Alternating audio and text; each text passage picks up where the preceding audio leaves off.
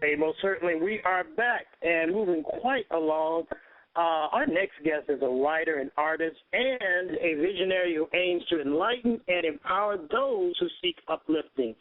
Please welcome the author of Let Go of Your Butt, speaker, teacher, motivational coach, Miss Kimberly Banks is in the building. Hey, Kimberly, how are you? Clark, it's so good to be here today. Thank you so much for inviting me onto the show. Thank you so much. Yeah, I like how you guys do it on your show. The guy that Michael McFadden before me is a hype brother. He is that. I can tell you that.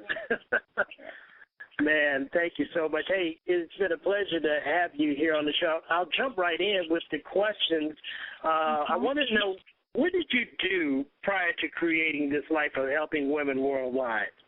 Oh, I was a corporate professional. I call myself a corporate refugee.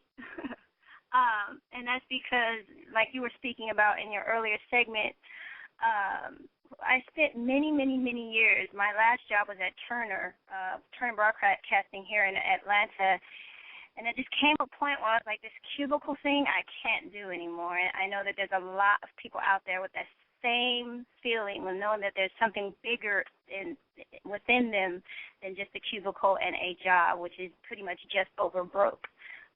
So that's what started this whole mission. And also, as far as empowering women, stepping out on faith to empower women, start my own business, that came from when I was younger. I was raised or reared in a home that was laden with domestic violence, right? So right out of the gate, I had a huge heart for women who suffered domestic violence or, didn't get an opportunity to pursue their dreams or their own ambitions consequent to the relationships that they were in or raising their families and things like that. So that's pretty much where it came from. That's where it's rooted.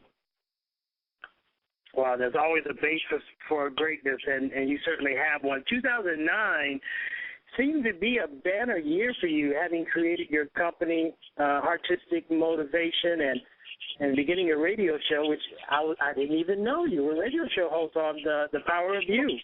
Actually, I've had two on Blog Talk Radio. One was The Power of You, and I now have one called Let Go of Your Butt. Let Go of Your Butt. Got you, based off of your book that's come out. What happened in 2009 that got you kick-started and all of these things started to come into fruition? Okay, really, it happened. I lost my very closest friend, Kimberly Harp. She had pancreatic cancer, and in 8 months she was gone. And when she was my best friend, and so it was really interesting in our friendship. She kept saying over and over, I want a divorce. And unfortunately, she was in an unhappy marriage, but she was a stickler for not messing up her image. She was a Christian woman. She didn't want to be deemed an unfit mother or a single parent. She didn't want to live like that. And then she had dreams and aspirations of her own, such as, starting her own photography business.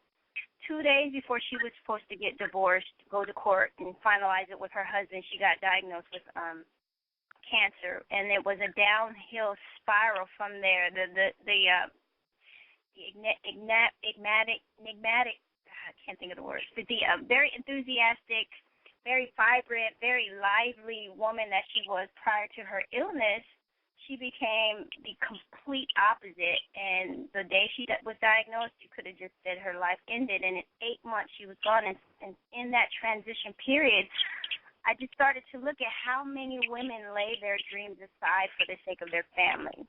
How many people do that, And so I learned so much in just being by her bedside and seeing how so many people came and gave her flowers while she was still alive and things like that. But the one thing that I was left with when she took her last breath was, I will not die with my song still inside of me. I'm going to do everything I can to help other women who may be in unhappy situations or may have come from the kind of background in which I came from, to be able to get them to see that how significant it is for a person to endeavor living a life from the inside out, from the passion, from the purpose, those kinds of, that purpose-driven life. how significant that is.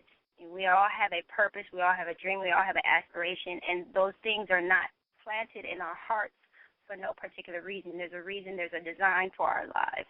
And so I've chosen to be a stand for women who have that aspiration but don't know how to get from point A to point B.